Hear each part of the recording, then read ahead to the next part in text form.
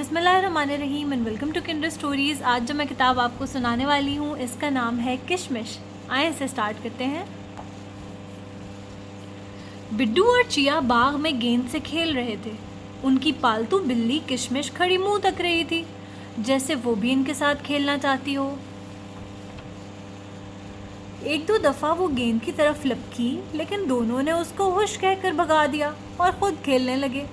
बेचारी किशमिश उदास हो गई।